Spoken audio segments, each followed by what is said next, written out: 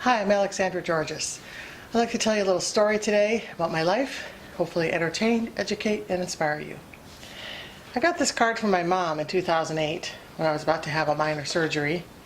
She addressed it, "Dear Sandy," my nickname is Sandy, "to the best daughter in Illinois." You know, some mothers might write to the best daughter in the universe, or the best daughter in the United States, or the continent. My mom, though, just rated me as the best daughter in Illinois. I was good, I just wasn't quite that good. What made her think that? That's a good question. I asked that question most of my life. What makes mom think that? Why? Because my mom had paranoid schizophrenia. And so her thoughts were often quirky, different, unusual, many times entertaining, such as this, but not always entertaining. This book here, The Broken Brain by Nancy Andreessen, is a phenomenal book explaining a lot of what's going on under the covers in someone with schizophrenia. On page 167, she shows CT scan comparisons, a person with a normal brain and a person with schizophrenia. The person with schizophrenia has a noticeable difference in their brain. The limbic system is smaller. The brain is literally smaller. It's not as developed as the normal person brain.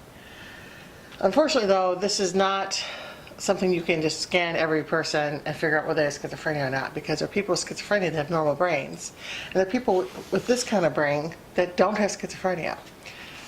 So we don't have that nice, easy way to diagnose the illness yet, unfortunately.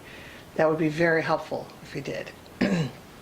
But this does indicate that, at least for some people, there is literally a brain structure difference that is probably at work, affecting the person's ability to think the way other people think.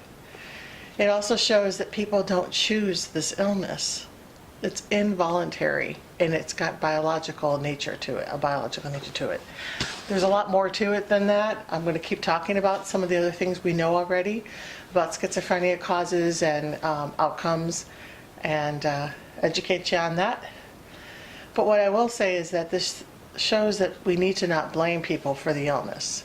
Could you imagine if your grandmother who has Alzheimer's, if we said, "It's your fault you have Alzheimer's, you're choosing to think those thoughts," and we didn't provide for them a place to live and medication help, and yet we just blame them, let them live on their own on the streets and get picked up and thrown in jail, or, you know, but we'll do that with people with a mental illness. We'll let them fend for themselves with the illness, or their family members have the whole burden of the illness without enough support and help from our community.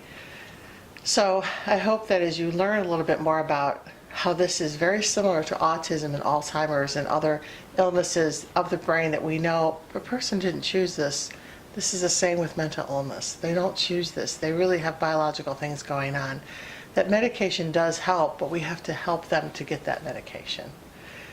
So come back again next time. I'll tell some more cute stories of my mom and a little bit more about what I've learned about schizophrenia and mental illness. God bless.